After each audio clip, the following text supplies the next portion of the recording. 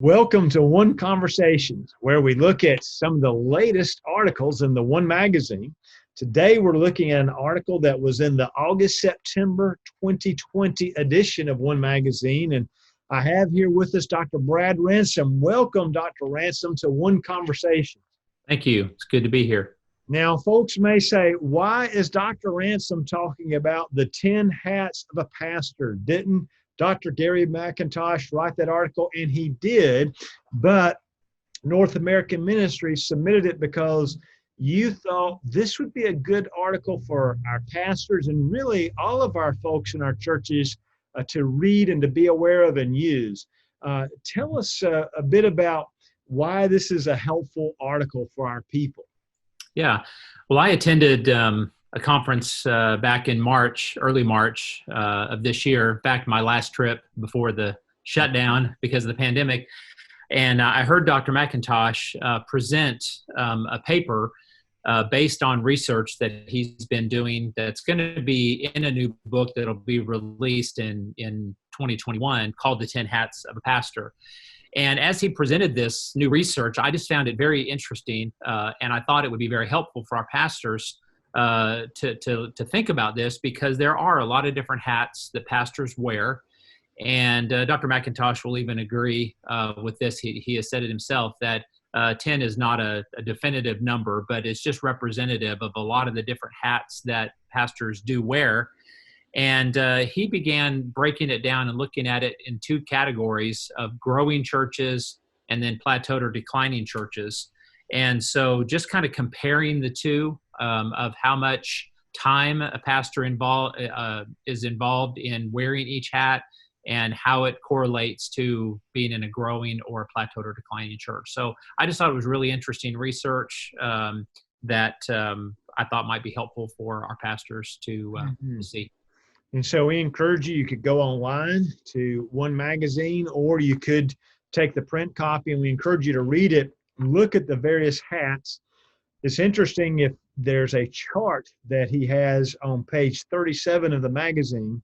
And so for the growing churches, the number one hat that the pastors wore was the speaker hat, wasn't it? And so in other webinars and so forth, we talked about how people that are extroverts, that's one of the things we see a lot in churches.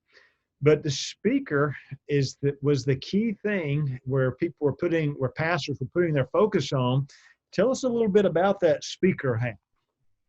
Yeah, so the speaker hat is basically anytime the pastor is delivering messages or communicating information. So it would certainly be sermons, Sunday morning, Sunday night, Wednesday night, whenever they teach classes now with the pandemic, a lot of online stuff.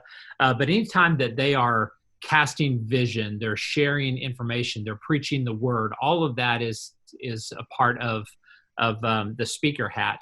And so we'll probably talk about this more, but I just want to insert here. I think it's important to understand too that there's a lot of overlap. And so it doesn't mean that you can only wear one hat at a time. In fact, there's sometimes the pastor wears multiple hats at the same time. And so because there also are other hats, such as the reporter hat and director hat and things like that, that a pastor would also be wearing while they're speaking and giving information and that sort of thing to get information to the people.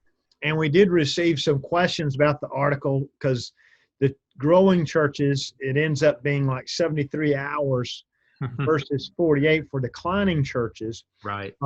We do think that like there is overlap with what you're getting at. So Right. we do believe, yes, pastors should have a Sabbath, and we've talked about that in some of our other webinars. But one of the big lessons or takeaways from the article and the upcoming book really could be making sure you're wearing the right hat, Right. And so the speaker hat for a growing church, it was number one. For churches that were in decline, it was the number 4 hat. The pastor wore that hat, but just did not put the same emphasis on it that the folks did in the growing church. The second hat for the growing churches was the captain hat. Tell us a bit about that particular hat. Yeah, so the captain hat basically is kind of the navigation. We think of a captain of a ship or navigating. So it's when the pastor is trying to develop direction for the church and trying to help them see a vision and the direction that he feels like God is wanting them to go as a church. And really, that's a big part of the leadership issue of a church. There's only one pastor. There's only one guy that really can be the pastor in a church, and in other words, the buck stops here kind of thing. And so that's what this really speaks to. There's one guy that really shares the vision and helps set direction for the church, and that's when he's wearing the captain's hat. And so for the declining churches, that hat was all the way down from 4 to 7. There were some ties. And so we may have some pastors listening and saying, well, I'm trying to lead, but people won't let me lead. Mm-hmm. And it's a bit like, well, be patient, and continue to lead, because that's your role, that's your position, and it's really a God-ordained role. And so it may be that, we want to listen and we want to pay attention to what other people are saying, but we want to continue to try to wear that captain hat. And we believe eventually that will bear out, because it is a God-ordained role. And as you said, really is something the pastor has to do and is called to do. And we see, in order for your church to really grow, you got to spend time, wearing that hat. Right. Number 3, and this was the case for the growing churches as well as declining churches, but that's the coach hat. Mm-hmm. Tell us a bit about that one. Well, the coach hat is really goes back to the team thing, but it's when the pastor is encouraging others. Mm-hmm. They're helping set direction, but then they're also letting others do their job. And so I think that's important in understanding that a pastor can't do everything. He has to have helpers. And I do a seminar about recruiting volunteers, and I often talk about how that even in a small church, it takes 30 or plus sometimes people to just pull off a Sunday service. When you look at greeters and ushers and officers and musicians and teachers and all that kind of thing, it takes a lot of people to pull off a Sunday service. And so the coach's hat is basically the pastor is the leader, but he's instructing and he's helping those other leaders under him, and then allowing them to do their jobs so that they can continue to actually carry out many of the tasks that he can't personally do.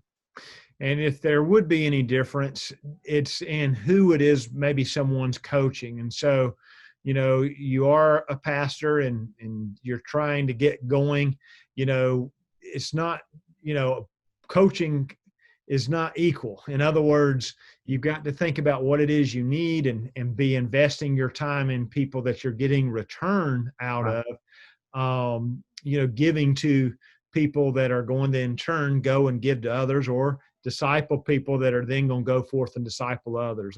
That's good. Well, we don't have time to go through all the hats, which that's what the article, of course, is for. But is there anything else you wanted to kind of highlight from the article and encourage our folks to read, Dr. Ransom? Yeah, the main thing, I just want people to understand this is I tried to take a 7 or 8 page paper that Dr. McIntosh presented at this conference that I was at. And with his permission, I did talk to him about this. He allowed me to try to condense it into a 2-page article that we could fit in the magazine. So these are very, very quick and simple snapshots of much bigger and deeper subjects. And so try not to get hung up on any one thing or any one description or any one number or whatever, because it does look somewhat confusing to just look at, for example, the total hours.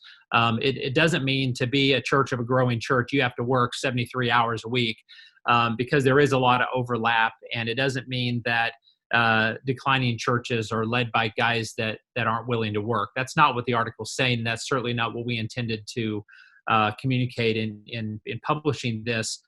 But it's just interesting information that I think is important for us to look at and to recognize that we do wear multiple hats, and sometimes we wear a lot of hats at the same time, which again does account for some of the hour overlap and all of that. But they're all important. They're all things that we have to wear at different times. But thinking about, not getting hung up in a certain thing.